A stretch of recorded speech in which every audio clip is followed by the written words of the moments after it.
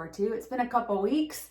We're in a transition season, so sometimes this message happens, sometimes it doesn't. Does not mean I'm not praying for this group, and want to hear from you all, and I'm just hoping that even no matter what season you're in, you're finding the abundance. You're seeing the wheat. No matter what season you're in, you find it in some way, shape, or form, because that is the life that God has designed for us based on John 10:10, which is what this whole study is based on. This week I'm sharing something that happened to me in the past about week and a half, that God just really showed me something in the Bible, and I want to share it with you all because, I mean, maybe you knew this, but I did not. I had never put this together, that this term that we use quite often came from the Bible. So I'll bring you up to speed here. Here's what happened. I'm not going to go into all the details. I'm not trying to start any drama here, but long story short, there was an event that my husband and I, a few days before we were supposed to attend, were told we couldn't attend. I'll leave it at that, okay? It really upset me because it was unfair. The circumstances surrounding us not being able to go were really not fair. There were rules for some, but not rules for others. And you know what? We fell in the end of the category where they didn't make the exception like they did for a lot of other people, and we were unable to attend, and it really bothered me. Things that are unfair and unjust have never sat well with me, and they kind of like rocked me to my core, and I wrestled with it when I found out. I mean, we had flights booked and dresses bought and hotels booked. I mean, it was like down to the last minute when we found this out, and so I was so upset about it to where I didn't know if this was something I was really supposed to fight for to make it right, because that's what inside feels like the right thing to do, or if I was just supposed to let it go, because my husband was going, drop it. We're obviously not supposed to go there. God's not wanting us there. We just need to not go. And I couldn't let it go. So I went to sleep. I woke up in the middle of the night and I was just wrestling with it. And I was like, Lord, you've got to give me peace to either like wake up in the morning and push on this and make it right, or to let it go, like show me what I'm supposed to do. And so I picked up my Bible. It was midnight. I went out and sat in the den by myself, and I started reading where I'd been reading the last couple of weeks, which I've been in Acts, which is really random for some reason, but I've never read through the book of Acts. And so I just picked up where I had left off, and it was Acts 13 is where I was. And these were the verses. The first couple of ones, you're going to be like, what are you talking about? But then you're going to hear it just like I heard it. You ready? But the Jewish leaders incited the God-fearing women of high standing and the leading men of the city. They stirred up persecution against Paul and Barnabas and expelled them from their region.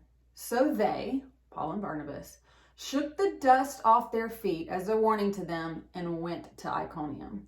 And the disciples were filled with joy and with the Holy Spirit. Did you catch that? They were kicked out of somewhere. And so what did they do? They shook the dust off their feet and moved on to what God had for them. And there they found joy and the Holy Spirit. For me, this was so clear. I was supposed to let it go.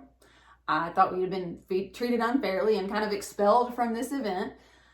And I was being told by God to shake the dust off my feet and move on to what he has for me next. And there I will find joy in the Holy Spirit. It was really clear for me. And that may be a stretch for you all, but it wasn't for me, because I said, Lord showed me something and he showed me something. But I had never, at least I didn't remember reading, shake the dust off your feet in the Bible. Like, we say that all the time, just shake yourself up, keep going, like, let's go. But really what this means is like the equivalent of wash your hands of it. Move on, be done with it. You're not tied to it anymore. And Jesus instructs the disciples in the New Testament, it's 5 different times to, if you are somewhere and you are preaching the gospel and you are not treated well and you are being persecuted and kicked out of the city, just shake the dust off your feet and move on. Okay? And it's got me thinking, when we find ourselves in a situation that we're going to fight for this, and this is what, and there are times that God is leading you to save a relationship, to fight for something that you've been wronged in. There are definitely times for that. But there are also times that he's telling us to wash your hands of us, shake the dust off your feet, and move on.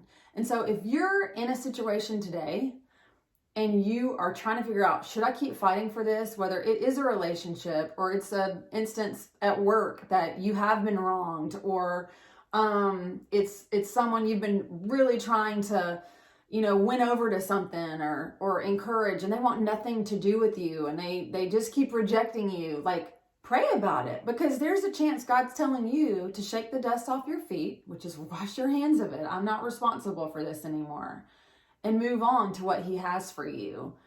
And that's what I want to encourage you today. If you find yourself in those shoes in some way, shape, or form, pray about it. He may be telling you to stay and fight for it. He may be telling you to keep on going, be patient, like enduring what you're enduring, but he may be telling you to shake the dust off your feet and go to what's next.